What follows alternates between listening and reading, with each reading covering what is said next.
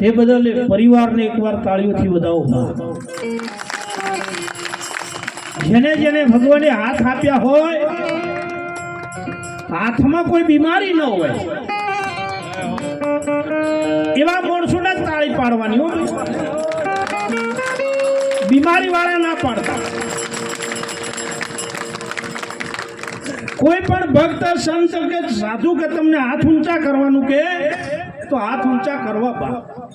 તાળી પાડવાનું કેમ તો તાળી પાડવી ને કે સંતના વિરુદ્ધમાં જો જ્યાં ને અને હું તાળી ના પાડીને કે નહીં પાડવી તો એક અવતાર આખો તાળી પાડવાનું મળે છે બા.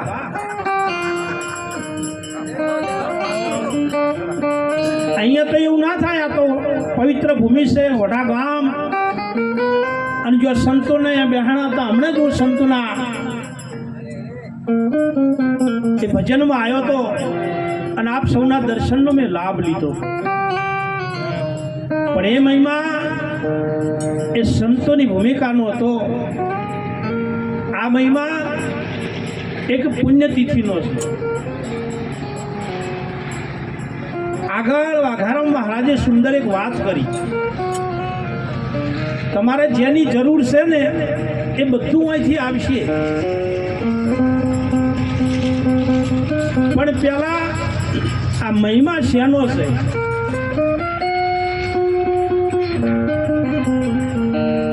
આયેલો આ કાળ કોઈ દી પાછો વળતો નહીં.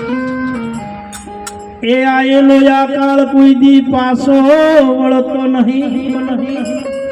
પણ જો કૃપા હોય મારા સદગુરુની તો એને નડતો નહીં.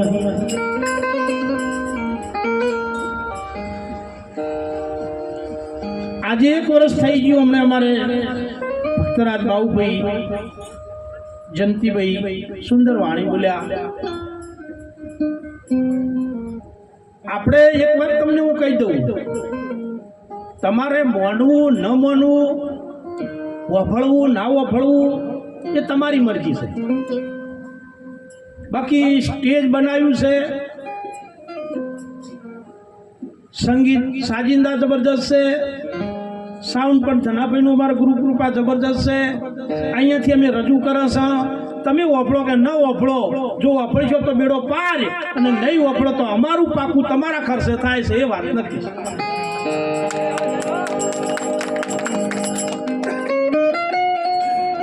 આ ખાલી મોજ મસ્તી માટેના આ કાર્યક્રમો નહીં હોતા. એક ઈયળ મારવાની દવાનું જો એક ઢોકણું પીવાથી માણસ સમર્થો હોય તો આવા સંતો મહાપુરુષોના શબ્દથી જો જીવન ના ઉગરી જાય તો આવા કાર્યક્રમો કરવા ન ગમા. સુંદર વાત કરી, ધર્મને જોડો, પણ ડખો જો છે મોને છે, મોણતા નહીં. મોને મા બાપને બધાય મોને, મોને કે ના મોને? મા બાપને બધાય મોને. મા બાપને કેટલા મોને એમનું કેવું? મા બાપને માનવાના, કેવું કેટલા મોને? ગુરુને માનવાના, ગુરુનું કેવું કેટલા મોને? પતિને માનવાના, પતિએ પરમેશ્વર, પતિએ ભગવાન, પતિનું કેવું કેટલા મોને? એ તો ગગન બાપો.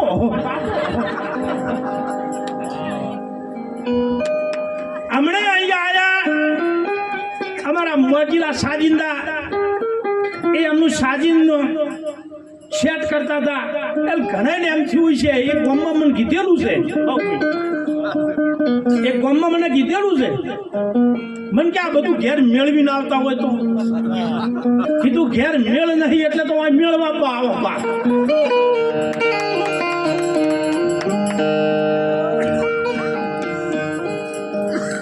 આજ આનંદ, આજ ઉત્સંગ, આજ સનેરો ને સખી મારા આગળ આજે કંચન ભરે બે. કર્મ કોઈને છોડે નહીં, ભલે હોય ભગવાન. કર્મ કોઈને છોડે નહીં, ભલે હોય ભગવાન, ભલે બોણ માર્યા તેથી કૃષ્ણ હતા બલવાન. આ મહિમા કાયમ આવશો, કાયમ બેસશો, પણ નહીં સમજાતો, એને નહીં સમજાતો. વિવાહમાં જવાનું મુકેશભાઈ, સોનમાં ખાવાનું, તનમાં નાચવાનું અને ગમીનમાં ઊંઘવાનું.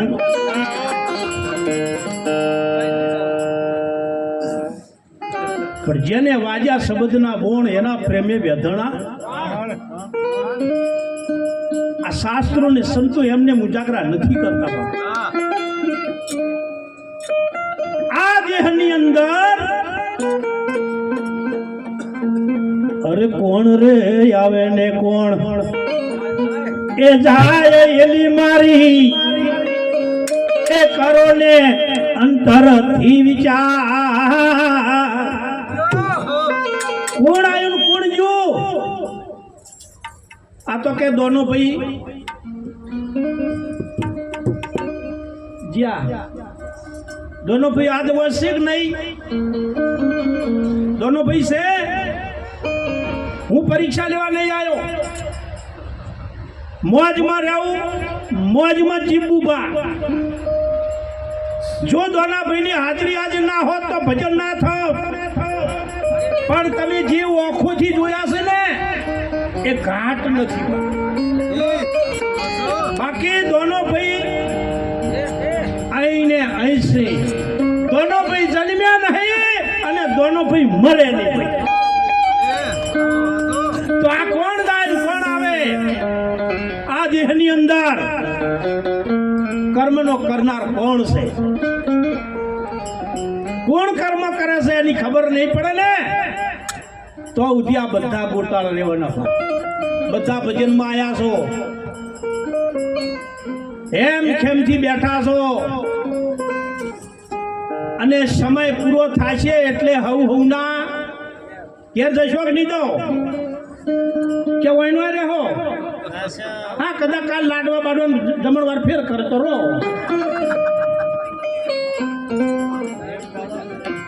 એક વિચાર કરો, એમ ખેમથી આયા, એમ ખેમથી બેઠા ને એમ ખેમથી ઘેર જવું પડશે. આ સંસારની વાત છે.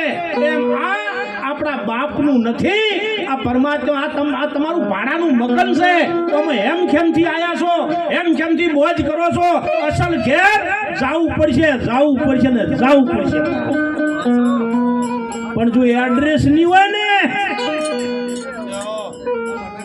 અમદાવાદમાં કદાચ તમે અભણ હોય ને ડાયરી એડ્રેસ ની હોય અને એ ડાયરી ઘેર પડી રહે, અમદાવાદ કાલુપુર ઉતર્યા ચેડ જાવું છો. આપણું એડ્રેસ તો આપવું જ હોય ને.